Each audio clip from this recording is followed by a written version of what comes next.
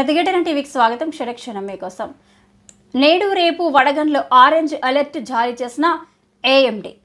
ఆ తర్వాత 2 రోజులు హైదరాబాద్ రాష్ట్రంలో కొద్ది రోజుల పాటు ఎండలు తగ్గనున్నాయి. అటు ఛత్తీస్గఢ్, మహారాష్ట్ర మీదుగా ఉపరితల ఆవర్తనం, దానికి ఆనుకొని ద్రోణి, ఇటు మహారాష్ట్ర, కర్ణాటక, తమిళనాడు మీదుగా మరో ఆవర్తనం కొనసాగుతుండటంతో రాష్ట్రంలో బుధవారం నుంచి 4 రోజుల పాటు వడగండ్ల వానతో కూడిన వర్షాలు పడనున్నాయి.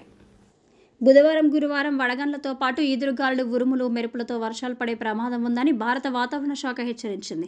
గంటకు 50 కిలోమీటర్ల వేగంతో గాలులు వీస్తాయని తేలింది.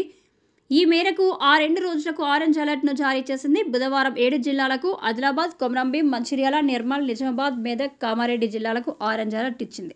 గురువారం 14 జిల్లాలు ఆదిలాబాద్, కొమరంభీం, మంచిర్యాల, నిర్మల్, నిజామాబాద్, వికారాబాద్, సంగారెడ్డి, మెదక్, కామారెడ్డి, మహబూబ్ నగర్, నాగర్ కర్నూల్, వనపర్తి, నారాయణపేట, జోగులాంబ, గద్వాలకు ఆరెంజ్ అలర్ట్ విడుదల చేసింది. ఈ 2 రోజుల పాటు ఆయా జిల్లాలో వడగండ్లు పడతాయని వాతావరణ శాఖ హెచ్చరించింది.